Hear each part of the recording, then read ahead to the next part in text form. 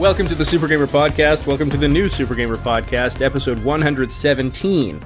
Our guest this week is a former senior referee for Twin Galaxies and a video game record holder. Many records, in fact, over the years. We have Mr. Kelly R Flewin. Thank you for being here. Thank you for having me. So I actually found out about you and honed in on you because my girlfriend sent me an article by Billy Baker from a while back, but she just sent it to me, and it was about his wife Lori Baker crushing the Tetris world record. And Billy Baker had reached out to you, and in his article he's like, I called Mr. Kelly R Flewin in Winnipeg, and I'm from Winnipeg, so I was like, wait a minute.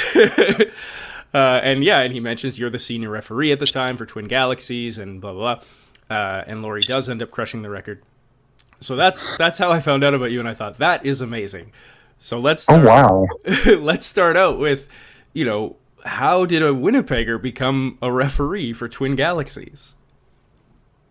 Well, it took a lot of bribes to senators and some serious hush money. No, I came across the site so long ago, and I was quite fascinated by the fact that, they have records and they keep track of this stuff, and I think I can beat this score. I think I can meet that score. And I was browsing on the forums, and at that point, they did not have anyone available for the NES. It was just kind of bundled up together with other refs who were already with a multitude of things, and I just posted and kind of rambled on throughout the post, and in the end kind of suggested that I think I would be interested in attempting to take up this mantle, and what would I need to do to be considered, and it went on from there. And were you in Winnipeg at the time, or were you living closer to Fun Spot? Oh no, still in Winnipeg all my life. So then how did, I guess people had to send you videos, or how did that work? Yes, ended up having my address posted on the website at the time and to what platforms I was available for, and people would submit videotapes to me, and later on DVDs and even CDRs containing videos of their records. So for anyone who maybe is a little unfamiliar with what we're talking about, if you're familiar with the documentary King of Kong, it's basically that. People set world records in video games, and it needs to be reviewed to make sure that you're not cheating or altering anything, and you were the one reviewing that.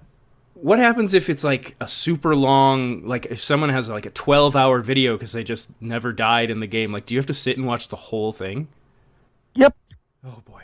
At that point, usually I get a heads up from the gamer in question. They let me know that, I want to be able to submit this to you. I want to let you know it's going to be pretty lengthy, and then I sit down and prepare myself.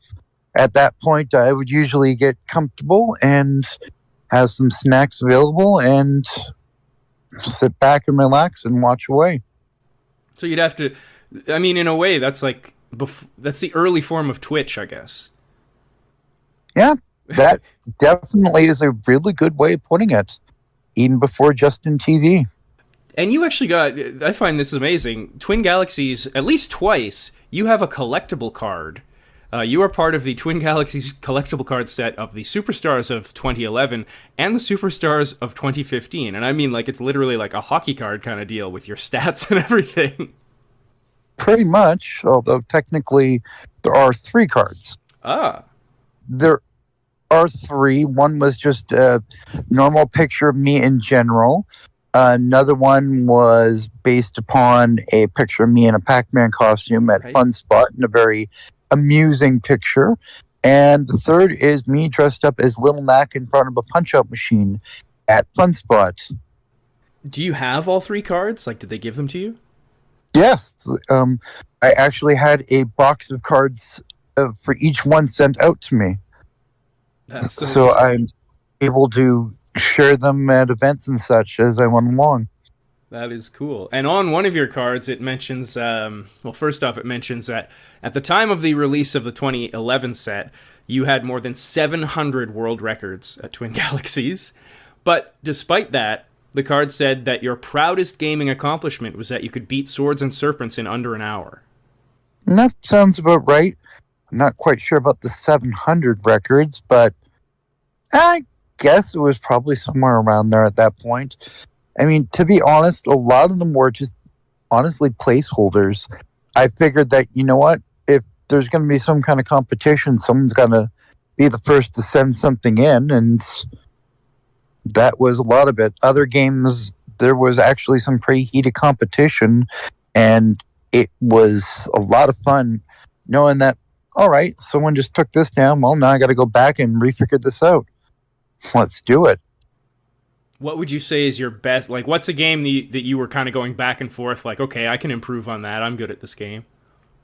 Cruis'n Exotica for the N64 at one point was definitely one where I traded paint back and forth. You're also in the Guinness Book of World Records.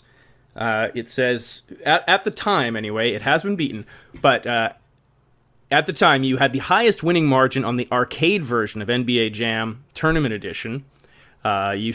You had won a match by 13 points. You set it on June 2nd, 2007. It was beaten in 2013 by Matthew Montgomery, who had 34 points. And then I was checking through some of the others. The SNES record is like 130 or something. I didn't realize the arcade was that much harder. Oh, yeah. It definitely had some pretty interesting AI that made things a challenge. It has a lot of rubber banding in that game. Basically, it's where you get to a point that the computer goes, okay, you've gotten way too far. Now, it doesn't matter how good you are, all your shots are going to miss. Oh, you're on fire and you're going for a slam dunk. Oh, watch that ball bounce backwards about 30 feet. Right. And it did that deliberately until it caught up and then kind of let you have a bit of leeway and continue on. But when the rubber banding would kick in is very difficult to say. So and it just feels like the computer goes, screw it. I'm going to cheat and come back. Screw you. I remember as a kid, oh, the computer's cheating. In this case, it actually was. Pretty much. Did Guinness reach out to you, or how did? Because I mean, the record is still on Twin Galaxies. You can find it on the website. But how'd you end up in the Guinness Book of World Records for that?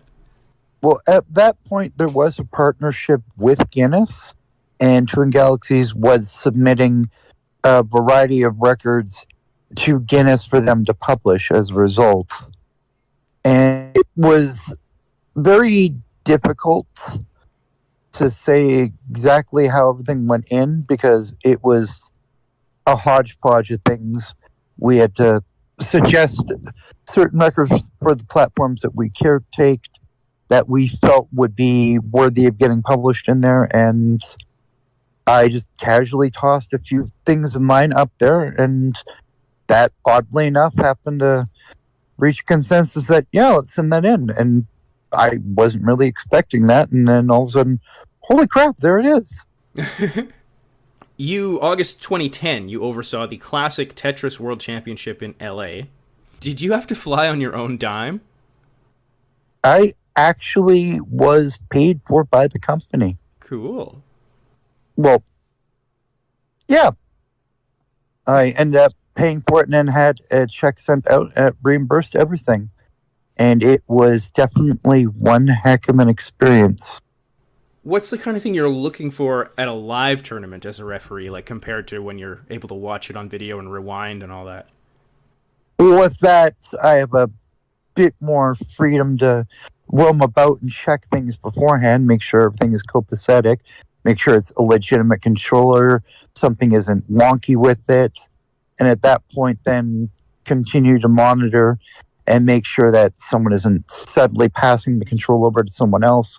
Will they take a break? Will they look like they're manipulating their hands? Not that has ever happened, but just as a precautionary thing, and just otherwise observing at a reasonable distance, as the last thing I wanted to do is get in anyone's face and cause them to be disrupted by that.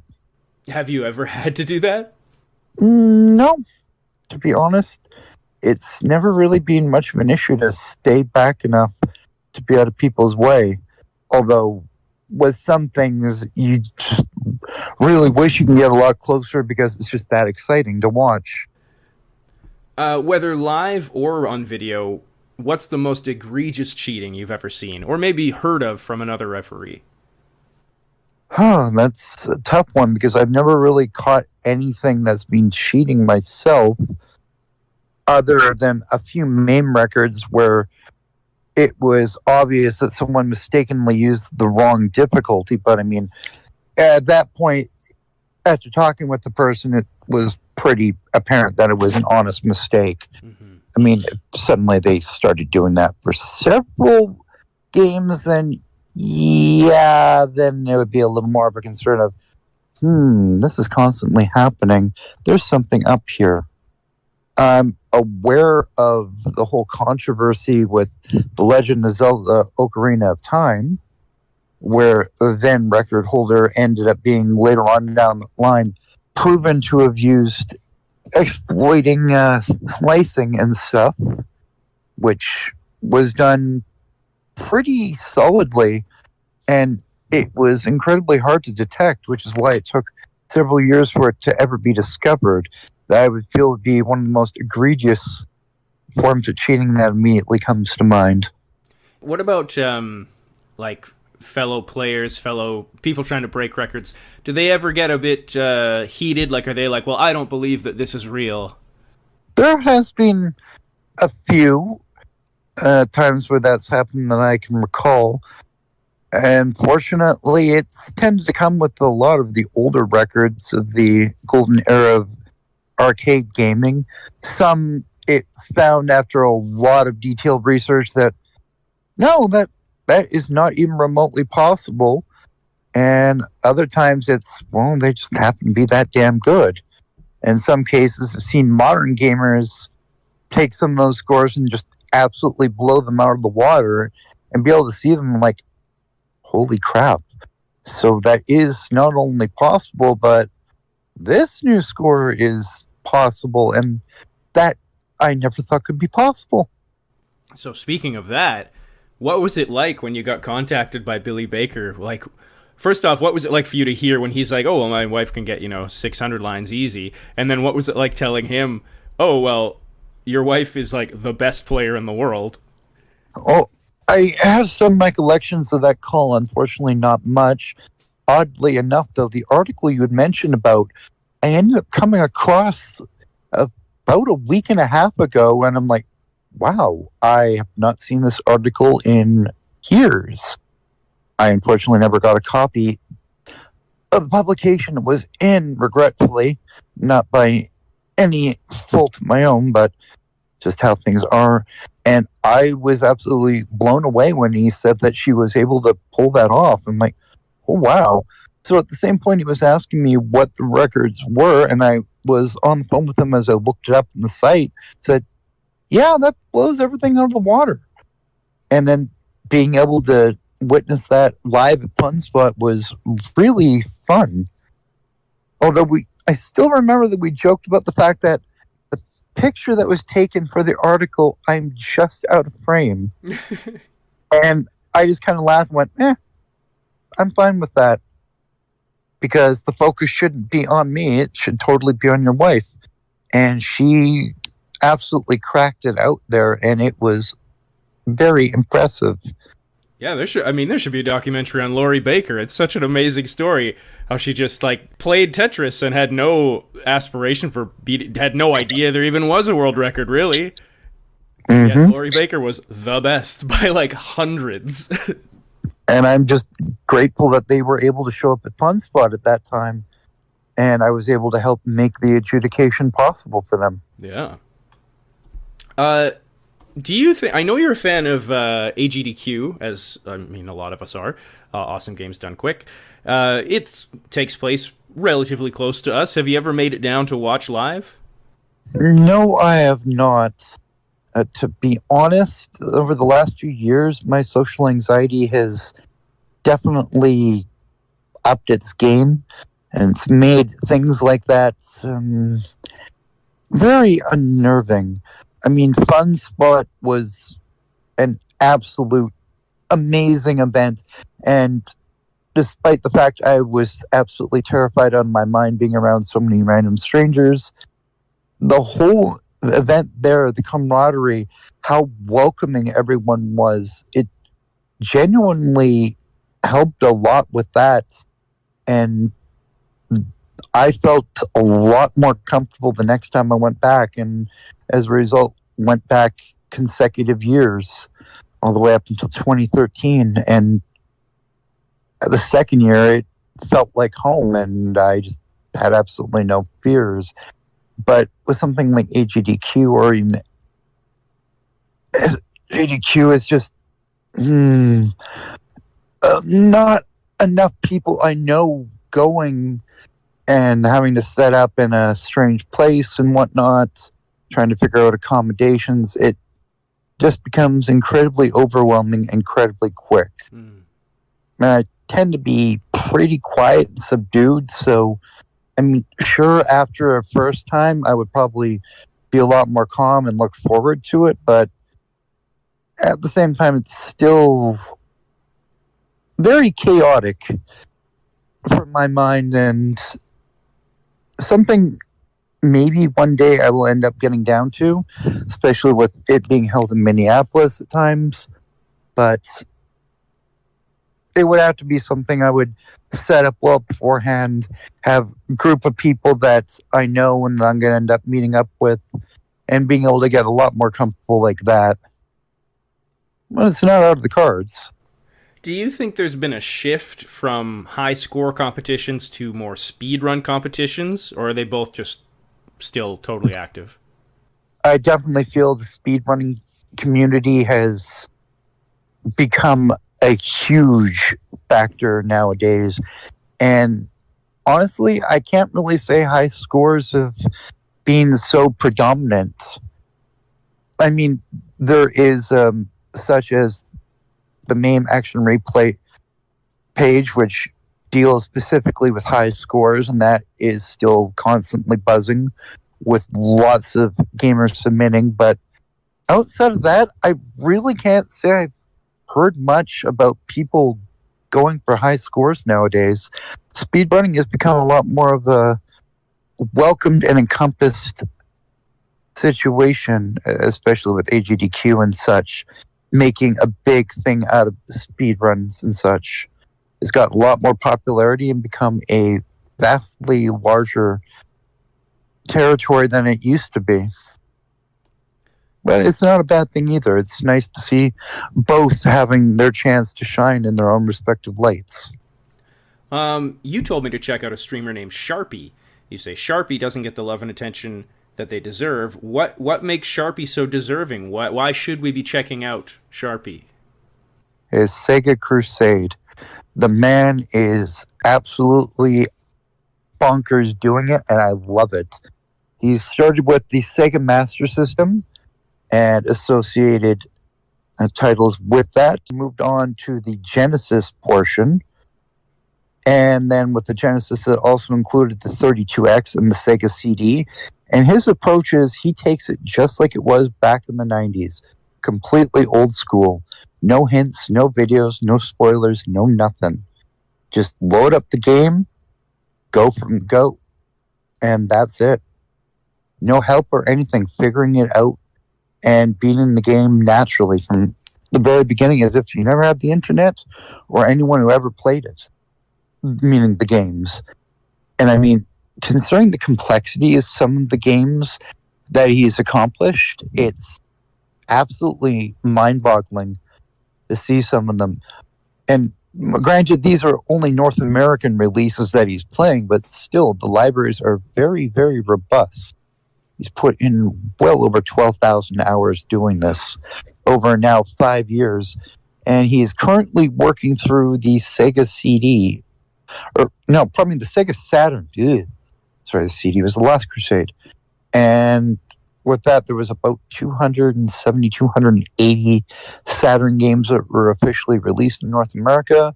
And he's sitting at about 217 now. And amazing to watch him go through and learn how to play these games, get good, and be able to complete them. It's kind of frustrating at some points because you're like, come on, you should do this. This is so easy. And you see him struggling. And other things, you're like, holy crap, I never would have thought of that. I think that... And then again, there's some games that are just, oh boy. Some pinball games have definitely been interesting. I mean, and with those, when it's just score-based, he and his moderators come up with goals that they set in mind, usually like take first place on each table or something like that, and go at it. And then some games are just so ridiculously broken. You just feel for him when you start looking and seeing that clock go up and go, holy crap, 80 hours playing this. How has he not gone insane? But at the same point, it's kind of fascinating, and the chat gets very engrossed in it. Lots of conversations, and he genuinely makes it fun. His commentary is very entertaining, and it's kind of, it's really odd to say this, nice to see someone else being frustrated playing some of the games of your childhood that you just were absolutely miserable at, and then suddenly see them get destroyed, and you kind of get the sense of, yeah, finally. It's almost kind of like, vengeance is mine. I definitely respect the going in cold, just not knowing anything. Something I try to do, but I'm very, Elden Ring would be my most recent example. I was like, well, I know I'm going to play it again, so I'm going to do one full run through, not looking anything up. And eventually I was just like, no, I'm looking stuff up. Well, Elden Ring is an absolutely massive and insane game. And the fact that it's now suddenly being able to be beaten in under 30 minutes is just, oh yeah, what? People are too good. Oh yeah. I mean, games nowadays are deliberately meant to challenge and to really push you to the limits, but then some speedrunners just come along and manage to break it all too easily and make it look like child's play. But then for the rest of us who just want to go about through it, they make it really, really a big challenge. But then again, as well, they want to make it so you feel like you've earned the right to that ending and that you've gotten your money's worth in your game, especially since games are like, $70-$80 now. Mm-hmm. Which almost feels like and we're back in the day. Responsibilities. Yeah, it almost feels as crazy as the NES days where games went for $90. Like Final Fantasy back in the day at Toys R Us when it came out, that was a $90 game. You mentioned pinball. And in 2018, I believe this was a local Winnipeg event, you entered a pinball tournament. You got first place on a specific machine, and you said people were pissed. Were they really? Yeah, it was dialed in. A brand new machine that came out, and I honestly don't know how I managed it. It's a very, very fast-paced table, and it was a lot of fun. I just can't believe I managed to secure a first place victory, as there was a lot of very, very talented players there. And were people really like, who's this guy? Like, were they really upset about it, or was it just sort of like a playful, it was pretty much playful. A few people were like, who the heck is he? Where the hell did he come from? And it was just That's awesome. It's not the first time that I've had that happen. I even had some professional players who came down to Funspot one year to go on the tournament, and one of the tables in particular that was in that tournament that year was Matahari, and it had a really, really bad name for it. It had its name involving a couple expletives, because it was a very, very rough table, and the way it would love to eject right down the middle. And the fact that I beat some of these professional players, really, really ticked them off. I'm like, how the hell are you even scoring this high in this table? This is ridiculous. I'm like, I just got used to it.